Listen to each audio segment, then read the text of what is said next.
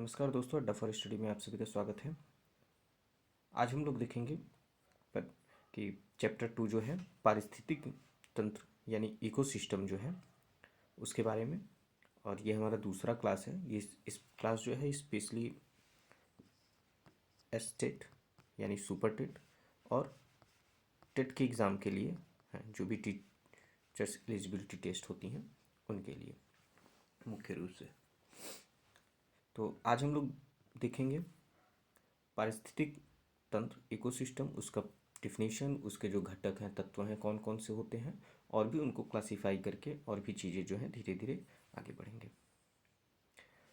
तो देखिए दोस्तों, आगे चलते हैं और शुरू करते हैं। तो पहले देखते हैं क्या कुछ फैक्ट्स जो हैं देख लेते हैं। उम्मीद है आप सब नोट्स बना रहे होंगे साथ ही साथ और अपने नोट्स में शामिल करेंगे, क्योंकि कभी कभी एग्जाम में कुछ फैक्ट्स जो है वो पूछ ली जाती हैं। तो पहला जो है वो क्या है, 1965 ईस्वी में सर्वप्रथम पारिस्थितिक तंत्र शब्द का प्रयोग जी टांसले ने दिया या किया। तो सर्वप्रथम अगर पूछा जाए कि किसने प्रयोग किया इसका, तो एजी टांसले हो जाएंगे। और कब किया था, तो 1965 ईस्वी में। दूसरा पॉइंट देखते हैं क्या है, पारिस्थितिक तंत्र को अंग्रेजी में क्या कहते हैं, तो इकोसिस्टम कहते हैं, जिसे संक्षिप्त रूप में पारितंत्र कहा जाता है। आइए आगे चलते हैं, इसकी परिभाषा देखते हैं क्या है। जीव की प्राकृतिक और उसकी कार्यात्मक इकाई का वैज्ञानिक अध्ययन पारितंत्र कहलाता है। दूसरे शब्दों में जैविक और अजैविक के मध्य अंतःक्रिया का वैज्ञानिक अध्ययन ही पारितंत्र कहलाता है। दोस्तों आगे जब हम लोग देखेंगे तो पारिस्थितिक तंत्र में ये जैविक क्रिया क्या है, अजैविक क्रिया क्या है और उनके घटक कौन कौन से होते हैं, किसे कहते हैं, वो धीरे धीरे क्लियर हो जाएगा। तो आगे हमने सब कुछ लिया हुआ पीपीटी फॉर्मेट में आपके लिए, तो बस आप धैर्य बना के देखते रहिए। और जहाँ भी अगर कुछ न समझ में आए तो आप कमेंट करके भी बता सकते हैं। अगर हो सकेगा तो हम आपके लिए रिवीजन क्लास रखेंगे बीच में कभी, उसमें जो जो भी डाउट्स हैं आपके वो हम लोग क्लियर कर लेंगे। आइए दोस्तों आगे देखते हैं। प्रकृति में जीवों के विभिन्न समुदाय एक साथ रहते हैं और परस्पर एक दूसरे के साथ साथ अपने भौतिक पर्यावरण के साथ एक पारिस्थितिक इकाई के रूप में अन्योन कर क्रिया करते हैं। हम इसे पारितंत्र कहते हैं। और उदाहरण के लिए अगर देखें तो तालाब जो है ये परितंत्र का एक अच्छा उदाहरण है। तो दोस्तों जैसे कि मान लीजिए तालाब है, एक तालाब है ये, और इसमें ढेर सारे जीव जंतु रह रहे हैं, छोटे से लेके बड़े। और यहाँ पेड़ है, ठीक। मान लीजिए झरना भी है, वैसे तालाब में नहीं होता लेकिन ठीक है। तो यहाँ छोटी मछलियाँ हैं मान लीजिए, बड़ी मछलियाँ हैं और मेढक हैं, सांप हैं, तो कई चीज़ें हैं। तो अगर झरना हो गया, पेड़ हो गए, ठीक, पत्थर चट्टान हो गया, पहाड़ी हो गया, ये सब क्या है, ये सब भौतिक जो है पर्यावरण के भौतिक तत्व हैं। और इसी में से कुछ जो हैं वो क्या हैं, आपकी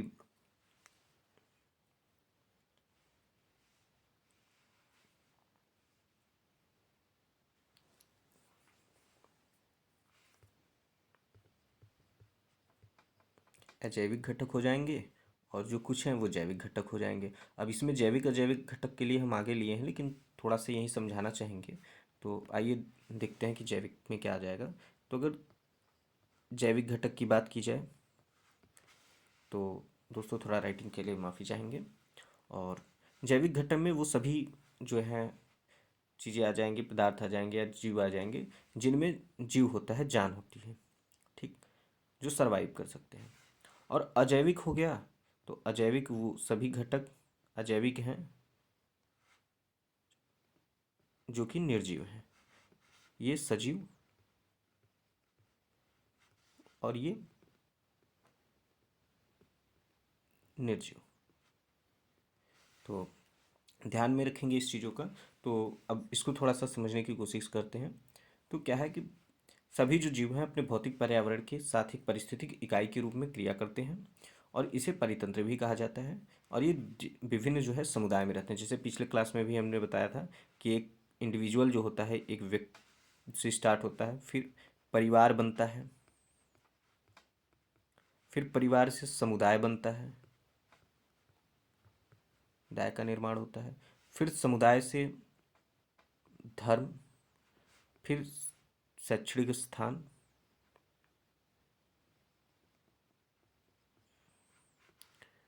संस्था। इस प्रकार दोस्तों फिर जो है आगे बढ़ता रहता है। तो ये एक छोटे से चीज़ें हो गई थोड़ी सी, अभी और अच्छे से क्लियर करेंगे हम लोग जब आगे देखेंगे। तो आइए चलते हैं, अब देखते हैं इसके परितंत्र के जो घटक हैं वो कितने होते हैं। तो दो घटक हैं मुख्य रूप से, जैविक और अजैविक। तो जैसे कि पहले ही हमने बता दिया, जैविक जो हो गया सजीव चीज़ें जो भी हैं, सजीव, और ये माफ कीजिएगा, सजीव और निर्जीव के लिए होगा। तो अब इसमें क्या क्या आएंगे तो हम लोग आगे देखते हैं। जैसे भी पिछले हम लोगों ने तालाब का उदाहरण लिया, तालाब देखा तो पत्थर जो है, पानी जो है, ठीक। तो ये सब क्या है, ये सब जो है अजैविक घटक में, पत्थर, पानी, हवा, ये सब अजैविक घटक का उदाहरण हो जाएगा। और जैविक में क्या हो जाएगा, पेड़, मछलियाँ, ठीक, और अन्य जो जानवर थे वो सब जैविक घटक में आ जाएंगे। तो आइए आगे देखते हैं और अच्छे से क्लियर होगा, एक चार्ट के माध्यम से देखते हैं। परितंत्र के घटक जो हैं पहले देखेंगे कितने होते हैं, तो दो मुख्य रूप से, अजैविक और जैविक घटक, ठीक। अब अजैविक में देखा जाए तो तीन, और तीन हो जाते हैं जैविक में। अब अजैविक में कौन कौन से होते हैं, तो भौतिक कारक, अकार्बनिक पदार्थ और कार्बनिक पदार्थ। और जैविक में अगर देखें हम लोग तो उत्पादक, उपभोक्ता और अपघटक। तो पहले हम शुरू करते हैं भौतिक कारक से और समझना शुरू करते हैं। तो भौतिक कारक वो चीज़ें हैं जो कि देखिए, तापमान हो गया, आर्द्रता, प्रकाश, वायुमंडलीय दाब, ये सब नेचुरल चीज़ें हैं, भौतिक चीज़ें। तो इसके बाद अब इसको डिवाइड किया गया है अकार्बनिक और कार्बनिक में। जो तो अकार्बनिक में देखते हैं तो इसको भी हम लोग और भी मतलब नोट्स के माध्यम से देखेंगे, शॉर्ट नोट्स हम इस पे देंगे कि अकार्बनिक क्या होता है, भौतिक क्या होता है, और कार्बनिक पदार्थ क्या होते हैं, जैविक, जो भी इसमें दिख रहा है सब आगे हम लोग जो है छोटे से नोट्स के माध्यम से देखेंगे। ये तो बस समझाने के लिए आपको बता रहे हैं। तो ये इसमें जो है सभी उदाहरण हो गए कि किसके अंतर्गत क्या आता है और क्या होता है, कैसे होता है। तो ये सब आगे हम लोग देखेंगे। तो अकार्बनिक पदार्थ में जल आ जाएगा, ऑक्सीजन आ जाएगा, कार्बन डाइऑक्साइड और नाइट्रोजन। फिर इधर अकार्बनिक में प्रोटीन, हाइड्रो। तो मुख्यतः अकार्बनिक में देखिए जिसमें कार्बन जो है विद्यमान न हो। कार्बनिक पदार्थ में कार्बन होगा, हिंदी में ही लिख देते हैं, कार्बन, इसमें कार्बन की उपस्थिति होगी। और इसमें जो होगा कार्बन नहीं होगा। तो जिन चीज़ों में कार्बन नहीं होगा वो अकार्बनिक पदार्थ हो गए, और जिनमें कार्बन का विद्यमान होगा वो क्या होगा, वो कार्बनिक पदार्थ होगा। अब उत्पादक, उपभोक्ता और अपघटक देखते हैं। तो जैविक, तो ये हम आगे भी देखते हैं, तो वहाँ से हम आपको अच्छे से समझाएंगे। अब देखिए अजैविक घटक पहले देख लेते हैं क्या है। तो अजैविक घटकों को निम्नलिखित तीन वर्गों में विभाजित किया गया है। जैसा कि हमने पीछे देखा, भौतिक कारक, अकार्बनिक और कार्बनिक। तो भौतिक कारक देखते हैं क्या होता है। सूर्य का प्रकाश, तापमान, वर्षा, आर्द्रता तथा दाब, यह पारितंत्र में जीवों की वृद्धि को सीमित और स्थिर बनाए रखते हैं। तो जो भौतिक कारक होता है वो क्या क्या होता है, सूर्य का प्रकाश हुआ, तापमान, वर्षा, आर्द्रता या दाब। तो इनका कार्य क्या होता है, ये परितंत्र में जीवों की वृद्धि को सीमित और स्थिर बनाए रखते हैं। तो ये क्या करते हैं, जो प्रकृति में जीव हैं उनको अपना जीवन यापन करने के लिए, या जो भी भौतिक क्रियाएं हैं उनमें क्या करते हैं, वो सहयोग देते हैं। इसके बाद आगे चलते हैं, देखते हैं अब अकार्बनिक पदार्थ देखते हैं क्या है। तो carbon dioxide, nitrogen, oxygen, phosphorus, sulphur, जल, चट्टान, मिट्टी तथा अन्य खनिज, ये क्या है।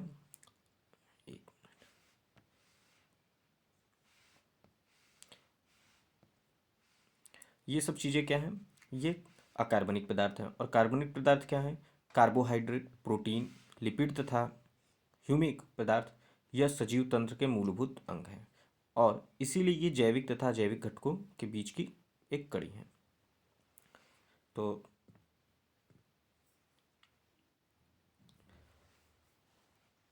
अब अब जैविक घटक देखते हैं, यहाँ से शुरू करते हैं जैविक घटक में क्या क्या है। तो जैविक घटक का जो पहला था वो उत्पादक है। तो पहले जैसे बता दिए जैविक घटक जो है वो सजीव है और अजैविक घटक निर्जीव।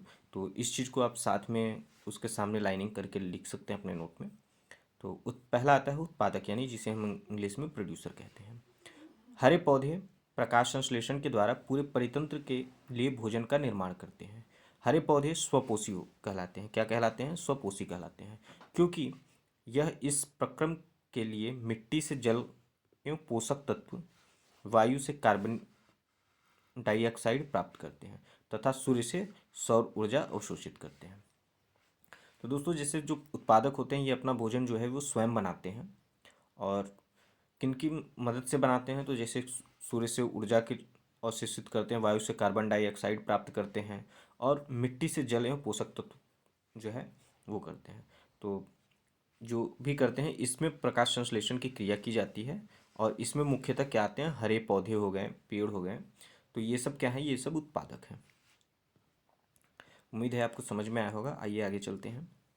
बीच बीच में आप चाहें तो अगर स्पीड लगे कि तेज़ है तो आप क्या करें कि पॉज करके स्क्रीनशॉट भी ले सकते हैं। अब उत्पादक देखते हैं। उपभोक्ता, उत्पादक। परितंत्र में उत्पादक वर्ग से तात्पर्य वनस्पति जगत से है। वनस्पति जगत ऊर्जा सूर्य से प्राप्त करते हैं और कार्बन डाइऑक्साइड वायुमंडल से प्राप्त करते हैं। जैसे कि बताया हमने प्रोड्यूसर, उसी को थोड़ा सा हेडिंग रूप में मतलब वन लाइनर में कर दिया जिससे कि आपको थोड़ा नोट्स बनाने में आसान हो जाए। ठीक, भोजन का निर्माण स्वयं करते हैं। प्राथमिक ऊर्जा का निर्माणकर्ता भी कहा जाता है इनको। और ये वनस्पति जगत मुख्यतः इसमें आता है। ठीक, अब उत्पादक भी देख लिए। अब देखते हैं क्या? उपभोक्ता। तो उपभोक्ता देखिए दोस्तों, मुख्यतः उपभोक्ता को जो है वो तीन भाग में, कितने भाग में? तीन भागों में डिवाइड किया गया है। प्राथमिक उपभोक्ता, द्वितीयक उपभोक्ता और तृतीयक उपभोक्ता, जिसे शाकाहारी, मांसाहारी और सर्वाहारी के नाम से भी जानते हैं। तो आइए बाकी जो डिटेल्स हैं वो आगे देखेंगे। पहले ये देखते हैं कंज्यूमर यानी उपभोक्ता। यह विषमपोषी कहलाते हैं और स्वपोषियों द्वारा संश्लेषित किए गए भोजन को खाते हैं। भोजन की पसंद के आधार पर इन्हें तीन वर्गों में रखा जा सकता है। शाकाहारी, गाय, हिरन और खरगोश आदि सीधे ही पौधों को खाते हैं। मांसाहारी वे जंतु हैं जो अन्य जंतुओं को खाते हैं, उदाहरण शेर, बिल्ली, कुत्ता आदि। और सर्वाहारी जीव पौधे और जंतु दोनों को खाते हैं, उदाहरण मानव, सुअर और गौरैया। ठीक, तो दोस्तों इसमें जो है उपभोक्ता वो होते हैं, ये मुख्यतः जो है प्राथमिक जो उत्पादक होते हैं उस पर निर्भर करते हैं और उनके द्वारा भोजन जो संश्लेषित किया गया है उसको ये खाते हैं। मुख्य रूप से जो इसको तीन भाग में, जैसे हमने बताया आपको, तीन भाग में डिवाइड किया गया है। यही पे बता देते हैं। इनको तीन भागों में डिवाइड किया गया है। पहला हो जाएगा हमारा प्राथमिक उपभोक्ता, प्राथमिक, जिन्हें शाकाहारी के नाम से भी जाना जाता है। फिर ये हो जाएगा द्वितीयक उपभोक्ता और ये हो जाएगा तृतीयक। आगे हमने लिया है दोस्तों, आगे हम और दिखाते हैं। तो ये शाकाहारी हो गए, द्वितीयक जो है वो मांसाहारी हो गए और तृतीयक जो है वो सर्वाहारी की श्रेणी में आ गए। और इसमें क्या आते हैं तो ये उदाहरण यहाँ पे भी हमने दिया हुआ है और आगे भी जो है वो देखेंगे। तो देखिए, शाकाहारी जो है गाय, हिरन, खरगोश आदि हो गए। मांसाहारी के उदाहरण में देखिए बिल्ली, कुत्ता आदि आ गए। सर्वाहारी जीव में जो है क्या होते हैं, जो पौधों को भी खाते हैं और जंतुओं को भी खाते हैं, जैसे जो मांस भी खा रहे हैं और सब्जी, हरी सब्जियां, पेड़ पौधे से भी अपना भोजन प्राप्त कर रहे हैं। तो इनके उदाहरण में क्या है? मानव है, सुअर है और गौरैया। एग्जाम में कभी कभी दोस्तों पूछ लेता है कि मानव जो है वो किस कैटेगरी में आता है। तो ये दो चीज़ ध्यान में रखना है, ये तृतीय जो है उपभोक्ता है और साथ ही साथ ये जो है यहाँ लिख देते हैं सर्वाहारी की कैटेगरी में, सर्वाहारी की श्रेणी में आता है। ठीक है, तो ये कुछ चीज़ें हैं जिसको आप ध्यान रखिएगा। आइए अब आगे चलते हैं। देखिए यहाँ पे देखेंगे उपभोक्ता। इसको हम और अच्छे से लिए हैं। शाकाहारी पहले देखेंगे। तो शाकाहारी जो है वो प्राथमिक उपभोक्ता होता है और इसमें क्या आते हैं, गाय, हिरण, खरगोश। ठीक। आगे देखेंगे मांसाहारी। मांसाहारी द्वितीयक उपभोक्ता होता है, इसमें शेर, बाघ, भालू आते हैं। सर्वाहारी तृतीयक उपभोक्ता होता है, जिसमें मनुष्य और कुत्ता आते हैं। दोस्तों एक चीज़ ध्यान देने की बात है, मांसाहारी या द्वितीयक उपभोक्ता में वही आएंगे जो पूरी तरह से, देखिए शेर, भालू, ये मांसाहारी की कैटेगरी में आएंगे, जो कि मांस के ऊपर निर्भर है, यानी किसी जंतु को ये खा करके अपना भोजन प्राप्त करते हैं। प्राथमिक उपभोक्ता वे जीव जो पौधे या उसके किसी भाग को भोजन के रूप में ग्रहण करके पोषण की पूर्ति करते हैं, वे प्राथमिक उपभोक्ता कहलाते हैं, जैसे पहले ही हमने पीछे बताया आपको। फिर इसका उदाहरण देखिए, वही जैसे गाय, हिरण, टिड्डा इत्यादि। द्वितीयक उपभोक्ता क्या होता है, वे जीव जो अपने ऊर्जा की पूर्ति के लिए प्राथमिक उपभोक्ता पर या केवल मांस पर भोजन के लिए निर्भर होते हैं, जैसे शेर, भालू, चीता या और भी जंतु हैं। तृतीयक उपभोक्ता होगा वे जीव जिनमें शाकाहारी एवं मांसाहारी दोनों के गुण पाए जाते हैं, वे तृतीयक उपभोक्ता कहलाते हैं। इन्हें उच्च मांसाहारी भी कहा जाता है। देखिए इन जो तृतीयक उपभोक्ता होते हैं, इनको उच्च मांसाहारी की श्रेणी में भी रखा जाता है। और इसमें देखिए मनुष्य, कुत्ता, सांप इत्यादि। तो कंफ्यूज मत होइएगा दोस्तों, जैसे कि पीछे हमने कुत्ता और को जो है द्वितीयक में दिखाया, तो फूड जो है फूड चेन आगे हम लोग पढ़ेंगे क्या होता है, खाद्य श्रृंखला और खाद्य जाल। तो उसमें हम लोग देखेंगे कि ये किस तरह से, मतलब कब ये आएंगे आपके द्वितीयक उपभोक्ता में और कब तृतीयक में आएंगे। तो उस तरह से हम लोग आगे फूड चेन है जो उस टॉपिक में समझेंगे। अपघटक। अपघटक क्या होते हैं, वे अपघटक वे होते हैं जो कि सड़े, मतलब किसी भी चीज़ को सड़ा गला करके जो है मिला देना, मृत चीज़ों को, इस अगर मुख्य रूप से देखा जाए तो मृत चीज़ों को सड़ा गला कर मिट्टी में मिला देते हैं, उनको अपघटन करने का काम करते हैं। तो इनको पॉइंट वाइज देखते हैं। ये अपने शरीर की रासायनिक अभिक्रिया से मृत वनस्पति जगत और जंतु जगत को सड़ा गला कर नष्ट कर देते हैं। दूसरा क्या कह रहा है, अपघटक में मूल रूप से कवक और शैवाल आते हैं। इसमें मुख्य रूप से कौन कौन आते हैं, तो कवक और शैवाल आते हैं। इन्हें पोषण का चक्रणदाता भी कहा जाता है। और अगला क्या है, इन्हें मृतपोषी या अपरभोजी भी कहा जाता है। तो इसमें दोस्तों देखिए ध्यान देने वाली कुछ चीज़ें हैं, इनको आप अपने नोट्स में जरूर शामिल कीजिएगा। जैसे चक्रणदाता भी कहा जाता है, मृतपोषी और अपरभोजी भी हैं ये। इसके बाद क्या करते हैं, ये रासायनिक अभिक्रिया के माध्यम से क्या करते हैं, चीज़ों को सड़ा गला देते हैं। और मुख्य रूप से कौन कौन से आते हैं, तो कवक और शैवाल आते हैं। उम्मीद है दोस्तों आप लोगों को समझ में आ रहा होगा।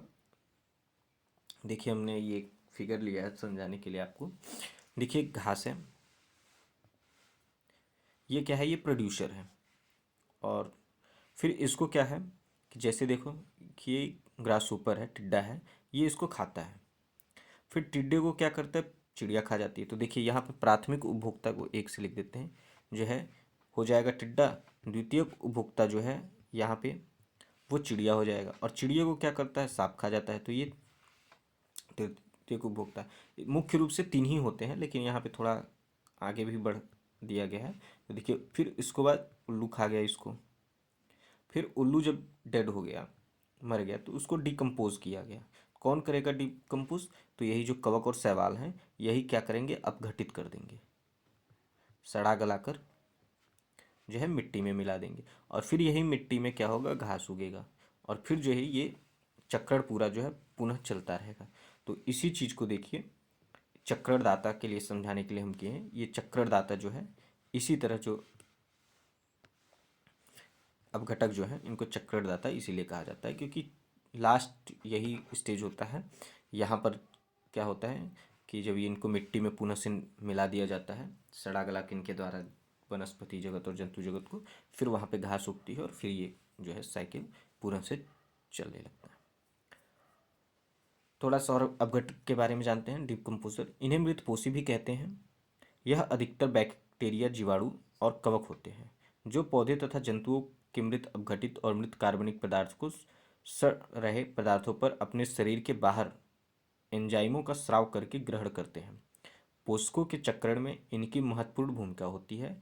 इन्हें अपभोजी या डेट्रीवोरस भी कहा जाता है। तो वही चीज़ें हैं जो कि पीछे हम लोग देखें तो थोड़ा ये सेंटेंस फॉर्म में था और वो क्या था, वो पॉइंट फॉर्म में था। अब परितंत्र के प्रकार देखते हैं क्या क्या है। तो परितंत्र के प्रकार देखें तो परितंत्र को जो है निम्न प्रकार से इसमें दिखाया गया है, मुख्यतः दो तरह से, प्राकृतिक परितंत्र और मानव निर्मित परितंत्र। तो जैसे दोस्तों नाम से ही पता चल रहा होगा, प्राकृतिक यानी नेचुरल इकोसिस्टम, जो भी चीज़ प्रकृति के द्वारा निर्मित की गई है, जैसे पेड़ हो गया, ठीक, पहाड़, पेड़ एग्जाम्पल लिख ही देते हैं, पेड़, पहाड़, नदी, ठीक, जो भी हैं ये प्राकृतिक इकोसिस्टम में आ जाएगा। अब देखिए मानव ह्यूमन मॉडिफाइड, तो इसमें क्या होगा, सड़क आ जाएगा, तालाब, ठीक, तो मकान, बाकी जो चीज़ें मानव के द्वारा बनाई जाती हैं वो सब क्या होगा, मानव निर्मित परितंत्र में आ जाएगा। तो आइए इसको आगे देखते हैं। प्राकृतिक परितंत्र पूर्ण रूप से सौर विकिरण पर निर्भर, उदाहरण जंगल, घास के मैदान, समुद्र, झील, नदियाँ और मरुस्थल हैं। इनसे हमें भोजन, ईंधन, चारा तथा औषधियाँ प्राप्त होती हैं। परितंत्र और परितंत्र सौर विकिरण तथा ऊर्जा सहायकों, वैकल्पिक स्रोत जैसे हवा, वर्षा और ज्वार भाटा पर निर्भर होता है। उदाहरण उष्णकटिबंधीय वर्षा वन, ज्वार नदमुख, कोरल रीफ यानी मूगा चट्टानें इत्यादि। तो ये सब जो चीज़ें हैं ये क्या है, ये प्राकृतिक परितंत्र है, ये प्रकृति के द्वारा जो है प्रदान की जाती हैं। अब आगे हम देखते हैं क्या है मानव निर्मित परितंत्र। तो मानव निर्मित क्या है, सौर ऊर्जा पर निर्भर, उदाहरण खेत और एक्वाकल्चर, तालाब, ठीक, और जीवाश्म ईंधन पर निर्भर। इनको देखिए दो भागों में डिवाइड, मानव निर्मित जो है उनको दो भागों में डिवाइड किया गया। तो जैसे मानव खेत क्या करता है, मानव बनाता है, तालाब जो है ये मानव बनाता है, और तो ये जो तालाब और खेत हैं ये किस पे निर्भर रहते हैं, तो ये सौर ऊर्जा पे निर्भर करते हैं। तो सौर ऊर्जा पे निर्भर करने वाले हैं। और भी चीज़ें हो सकती हैं, जैसे मान लीजिए बगीचे, तो मान लीजिए बगीचे में तो हो जाएगा आपका नेचुरल में आ जाएगा, लेकिन और क्या एग्जांपल हम बताएं आपको, तो जैसे मान लीजिए आपका खेत हो गया, यहाँ तालाब हो गया, और कोई झीलें, कभी कभी झीलें भी जो है मानव के द्वारा बनाई जाती है, बांध बनाया जाता है, ठीक। तो जो ये भी हैं ये भी सौर ऊर्जा पे निर्भर करती हैं। इसके अंदर क्या होता है, सौर ऊर्जा प्राप्त होता है तो घास से जीव जंतु आके रहने लगते हैं। बनाया तो मनुष्य के द्वारा जाता है, लेकिन आ करके जीव जंतु ये भी रहने लगते हैं। तो वहाँ जो अभिक्रिया होती है सौर ऊर्जा के द्वारा, वो क्या होता है, सौर ऊर्जा पे निर्भर करता है। लेकिन जो नगरीय और औद्योगिक परितंत्र है ये क्या करते हैं, ये जीवाश्म ईंधन जो है मुख्य रूप से उस पर निर्भर करते हैं। क्योंकि जो नगरीय और औद्योगिक हैं या शहरी जो क्षेत्र हैं वहाँ क्या है, वहाँ पे जीवाश्म ईंधन प्राप्त होगा, तो फिर उससे जो है अपना वो क्रिया करेंगे। जैसे फैक्ट्री में, औद्योगिक तंत्र में जीवाश्म ईंधन यानी पेट्रोल, डीजल, कोयला जो भी मिलेगा, तो क्या करेंगे, उससे वो प्रोडक्शन करेंगे, चीज़ों को बनाएंगे, ऊर्जा प्राप्त करेंगे। और नगरी में भी बिजली के लिए तो ईंधन की जो है, जीवाश्म ईंधन की ज़रूरत होती है। आइए आगे देखते हैं। अच्छा दोस्तों, अभी आज इतना ही रखते हैं। आप लोग कमेंट में ज़रूर बताइएगा कि आपको वीडियो कैसा लगा, और कुछ और बदलाव करने की ज़रूरत है या कुछ चीज़ें नहीं समझ में आई तो आप कमेंट में हमें ज़रूर बताइएगा। और आपको नोट्स जो है हमारे टेलीग्राम चैनल पे मिल जाएगा, तो वहाँ से आप डाउनलोड कर सकते हैं इसका। और आगे जो है कल हम लोग देखेंगे तीसरा चैप्टर जो है खाद्य श्रृंखला, और इसी के साथ साथ हम लोग देखेंगे फूड वेब भी, जिसे खाद्य जाल कहते हैं। तो ये दो चीज़ें कल हम लोग कवर करेंगे और अगली वीडियो में। तो आज इतना ही रखते हैं। अंत तक हमारे साथ बने रहने के लिए धन्यवाद। अगर अभी तक आपने लाइक और सब्सक्राइब नहीं किया है तो लाइक और सब्सक्राइब करना ना भूलें। धन्यवाद।